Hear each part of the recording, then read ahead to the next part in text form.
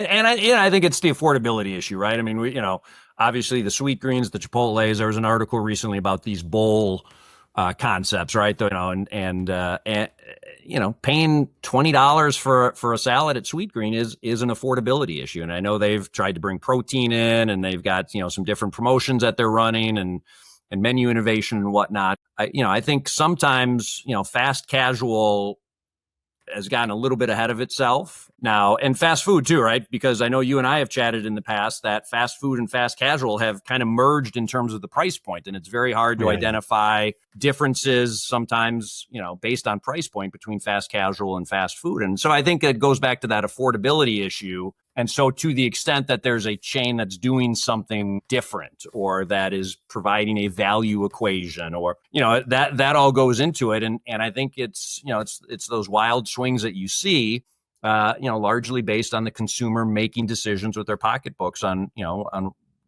where the best value is and where the best experience is on occasion.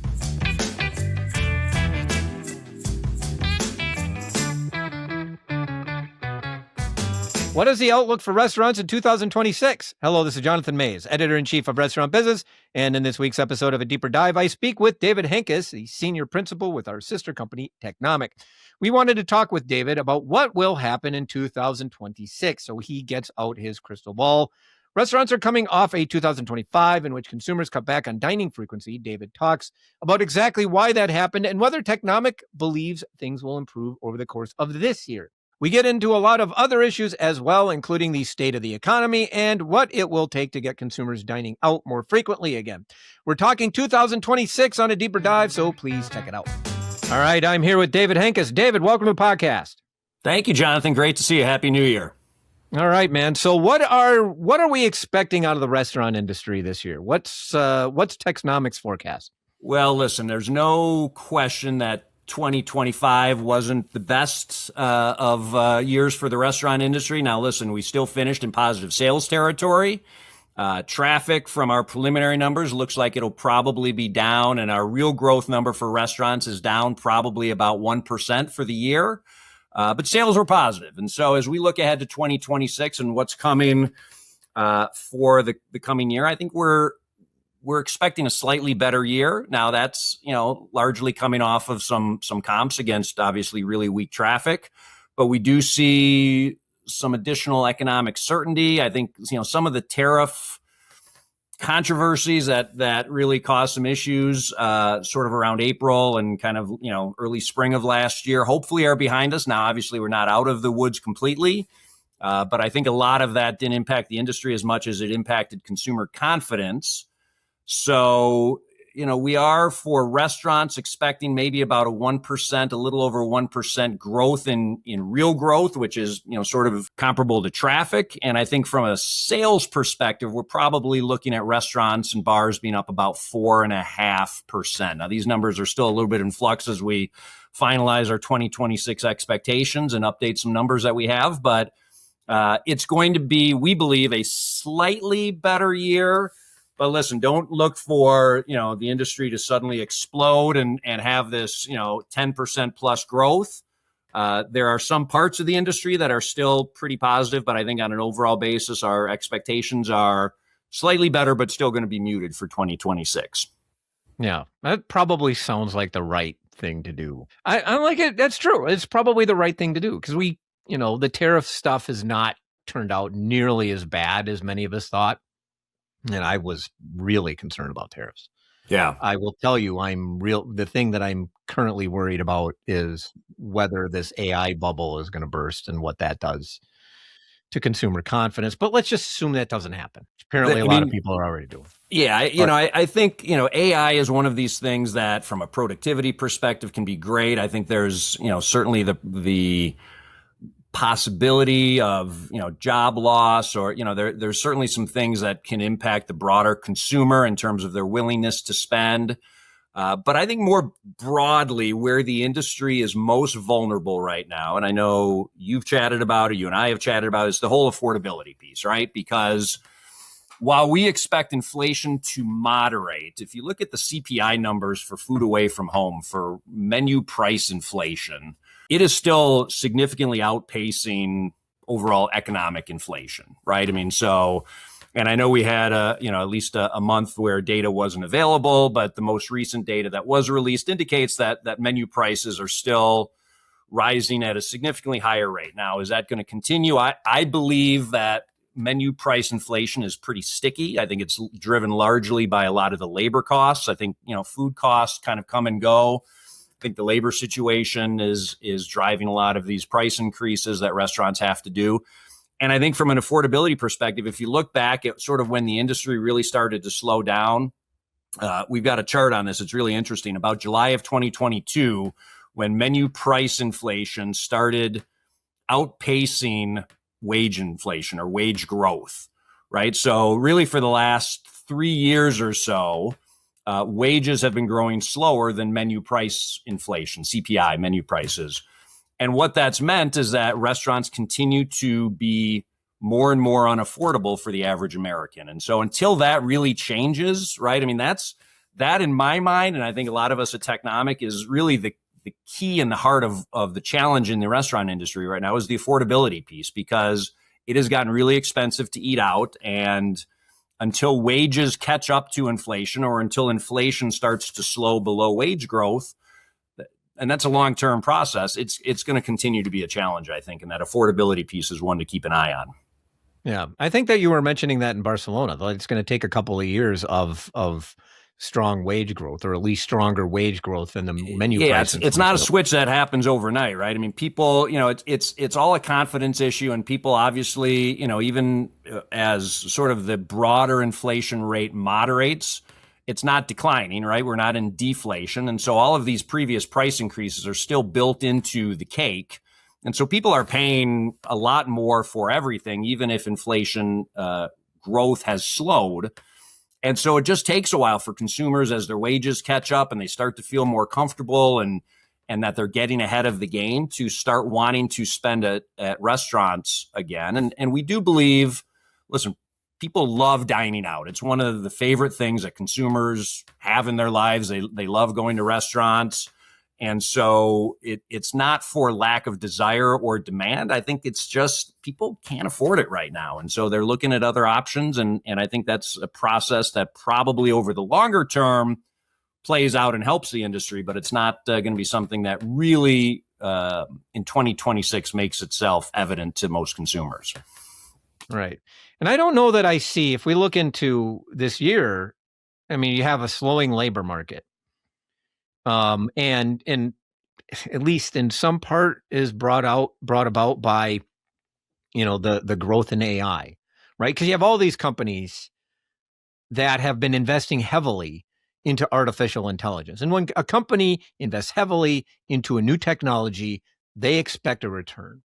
And that return is going to be in the form of a lower labor cost. And so if you're doing that, if you are effectively doing that, you're going to, you're slowing down the labor market.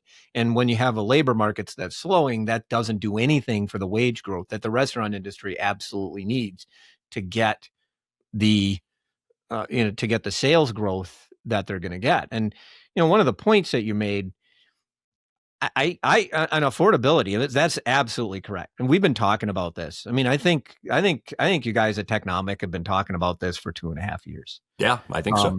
And we've been talking about this pretty much every damn podcast I have these days talks about this issue. But like, I just did a TikTok on the pizza sector, which is the arguably the best value of all the different industry sectors that we have, is the best value for your money. It does more to compete on price than any other sector that we have. And I swear every other comment that I saw on that TikTok was about, it's too expensive. It's amazing to me. Anybody that wants to see what is going on with the restaurant industry today in terms of what consumers think. Just go on social media and read the comments. I know nobody wants to read the comments, but they're really instructive because people really think restaurants are very expensive. It's weird. It's actually Well, very and weird. it's not just a perception. They are really expensive, right? I mean, average menu prices are up well over 30% versus pre-pandemic. Now, that's in line with a lot of other non-food costs in the industry, right? Insurance, like if you look at your car insurance or your homeowner's insurance, I mean, a lot of things have gone up a lot, but restaurants in many ways are discretionary, right? And so if you can trade down or trade out and avoid that cost, you will, especially if you have to pay rent or you have to, pay your car loan or whatever it is. And so, yeah, there's an affordability issue. Now, to your point about AI and labor and that type of thing, labor's always been, certainly a challenge for restaurants. But I think, when you look at some of the technologies that are out there and you look at some of the segments that have benefited within the broader food service industry, I'm just finishing a study right now on what we call refreshment services, vending, micro markets, things like that. Micro markets are booming right now because a lot of places are pulling labor out of their cafeterias. They're putting in these automated, unmanned retail type locations. And you're seeing it in stadiums, you're seeing it in hotels, you're seeing it in a lot of different areas. And so I think, the technology is getting to the point, at least from a labor supply to our industry, I mean, it's not necessarily replacing labor, but operators are clearly looking for other options, and the technology is increasingly there where they can. So we'll see. Because I do agree that AI is probably going to have an impact on incomes and income growth, and that could be again another drag on the industry. Yeah. So you're talking about like glorified vending machines? They're a little more than glorified vending machines, but they're cashless. That increasingly micro markets, and they're usually these big banks of machines, right? And they've got fresh foods and they've got fruits, and sometimes there's hot foods or food that can be cooked in a microwave. So in many ways, it does replace some of the more traditional food service. And so this actually, if you look at convenience services or refreshment services, it over the last 2 or 3 years has been one of the fastest growing, maybe the fastest growing segment within our broader food service industry. It just continues to do really well. And a lot of it is, because of the pullback in labor at cafeterias. A lot of it is just increased placement, white collar, return to office, all of that type of thing has helped it. So they're a little more than glorified vending machines, but even, kind of the traditional vending machine has gotten a makeover. And so there's a lot of opportunity there, and we're seeing a lot of investment, and even restaurants are getting into that space, and convenience stores and all of those. So it is a space that I think increasingly, companies in search of growth are looking at. Yeah. Right. Oh yeah. If you go to, I think Subway has definitely tested it. I mean, if you go to, my local mall, I can get a donut from a vending machine. I can get flowers from a vending machine. Yeah. There are a few other things I can't remember off the Well, top even of my hot head. foods now, you can get pizzas out of a vending machine. I don't know what the future on that is. There's been some mixed tests in terms of what I've seen in terms of these, but hot food, fully prepared, vending machines, food comes out fully prepared. I think we're starting to see more of that. Does that replace something? I've seen some of them on college campuses. I remember last year I was at a college campus and they had 2 or 3 of these pizza vending machines, for those students at 2 a.m. that, are looking for a pizza, I guess. Seems like a natural. I think it struggled a little bit, but, those types of tests are continuing. And I think those are ones that I'm interested to keep an eye on. Yeah. I mean, it's definitely worth watching. Well, we were in Asia. Look at how many damn vending machines were all over the place. Yeah. In fact, I think that Asia is actually a look into the future of the restaurant industry in the U.S. Like that I agree. Yeah. Yeah. Because you know why? We were there and they were talking about, because we were in Singapore, and they are not, a lot of Asian nations right now are not they're not growing their populations, and the governments are very concerned. That was certainly the case in Singapore. And you know this better than I do. That, and so they are really pushing technology, really push at the government level. in many different places. And then so you see robots doing all sorts of menial tasks. There was a robot security guard out of our hotel, which Yeah. I find fascinating. Robot Yeah. security guard, which, I mean, I wonder if they read books for hours in the evening, overnight hours anyway. But but they're taking over all sorts of menial tasks. And everywhere you go, they have like juiceries and you can get almost anything out of a vending machine there. And Yeah. so I think it's the future.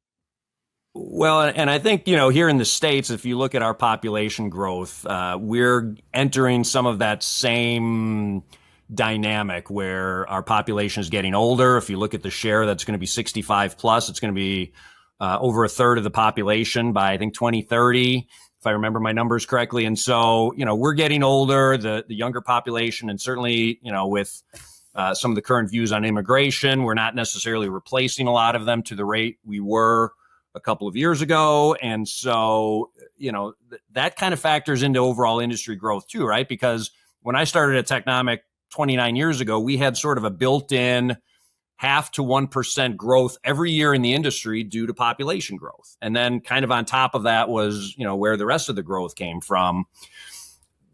Population isn't growing like that anymore. And it may seem, if we're only growing 0.1 or 0.2%, that it's not a big shift. But over time, as you're not adding those people, all of those new people over the years become new consumers and are contributing every year to industry growth. And so when you don't have that population growth, it's a cumulative effect over the lifetime of that consumer. And so I think, we're running into that now where our population growth certainly is impacting us today, but it's also over the next 30 or 40 years going to have an impact as, those consumers just aren't being replaced. Right. I think, and I don't know off the top of my head, but I believe that 2025 was the first year that the U.S. population actually dropped. I think that was the expectation, was that the population would drop last year. And at the very least, it didn't grow. It didn't grow at all. And we already see evidence of weakness in immigrant-heavy markets.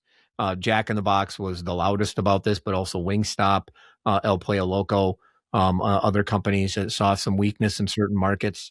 So yeah, I mean, and if you don't have, I mean, the easiest way to generate sales is more people, and you only have so many meals in a day. People will only eat out so often. And if you're going to cut the number of people, that is a long-term concern for the restaurant industry, without any question. Well, and I think the other thing is, that clearly a big issue. But then when you look at sort of this over 65 group right now, they represent about 10% of restaurant sales. Our projections are that there'll be almost 20% of restaurant sales in the next 5 years. And so when you actually talk about what that means for the restaurant industry, right, we talk about sort of prime restaurant dining years, somewhere between 28 and 32, right? I mean, consumers sort of, they've got jobs, but they're still young enough. It has a whole impact on what the menus look like, what the occasions are, what restaurant chains are going to grow, right? And I think, smarter restaurants are looking ahead to try and figure out how do we sort of, get ahead of some of these trends, because everyone's relying on that younger consumer right now. That's the driver, and rightfully so, because they're in their prime dining years. But that cohort is going to be a lot smaller in the next 5 years. And so that's going to have also a significant impact on the longer term growth of the industry. Right. 20%? Really? About 18% is what we figure. Yeah. Really? Wow. That is substantial. For a restaurant industry that is falling all over themselves trying to get the Gen Z consumer, it might make some sense to find a way to get that older consumer to come in a little bit more often. I don't know. I mean, I don't know. How would we attract ourselves to the restaurant industry, David? I guess that's the question. Yeah. How really marketing to you and I is really the question, Jonathan, right? I mean, I don't see a lot of promotions aimed at our demographic. So I think there's still a lot of work to be done there.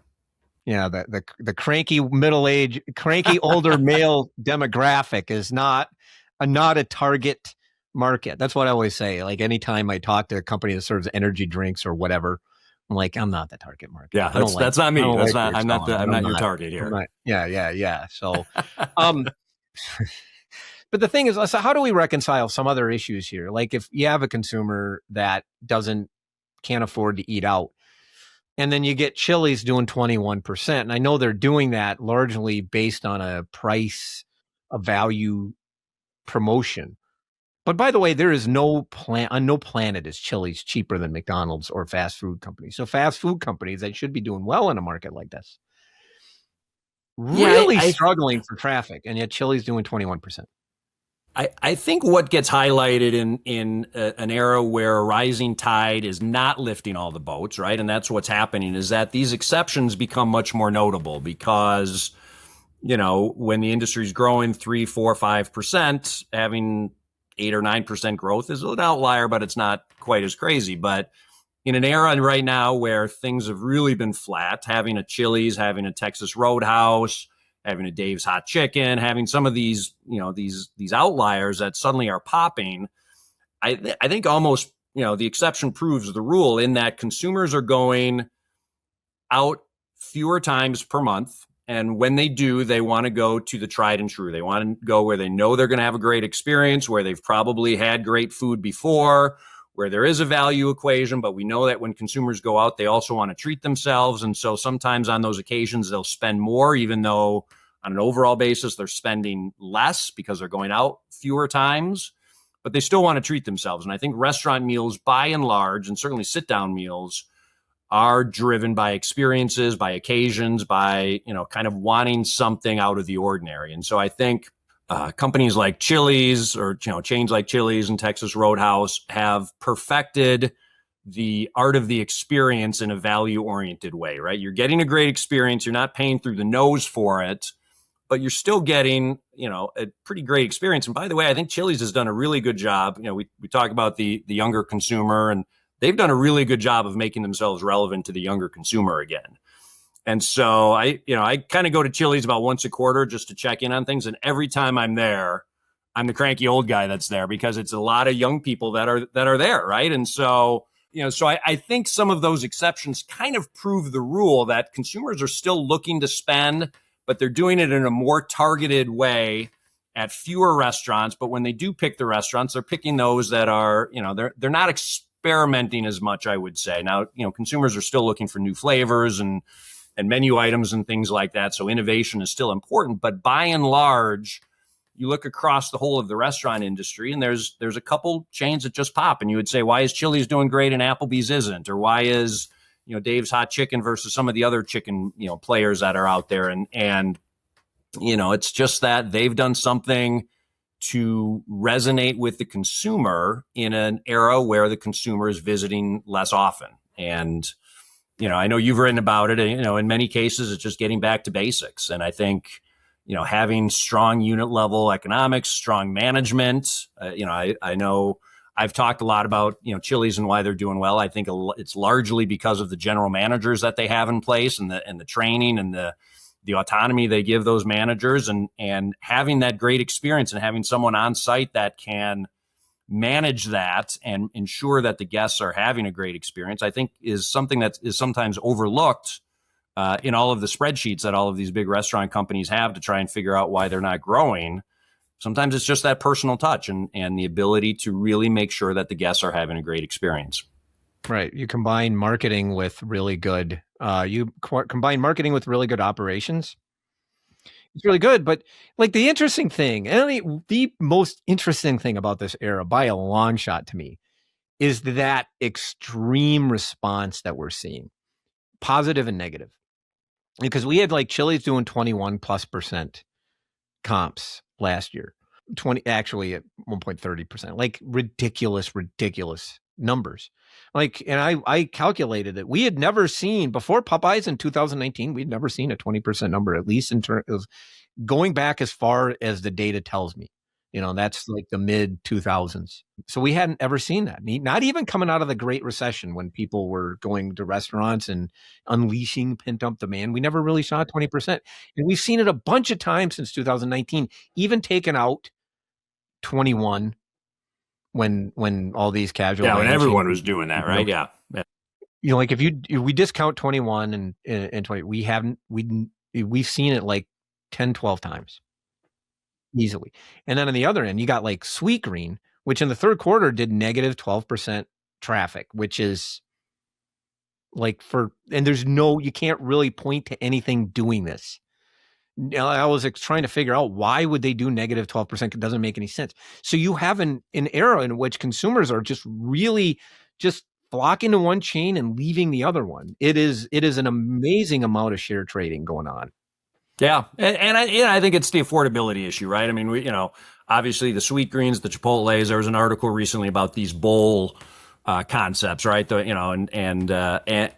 $20 for a salad at Sweet Green is an affordability issue. And I know they've tried to bring protein in, and they've got some different promotions that they're running and menu innovation and whatnot. But I think sometimes fast casual has gotten a little bit ahead of itself now, and fast food too, right? Because I know you and I have chatted in the past that fast food and fast casual have kind of merged in terms of the price point, and it's very hard to identify differences sometimes, based on price point between fast casual and fast food. And so I think it goes back to that affordability issue.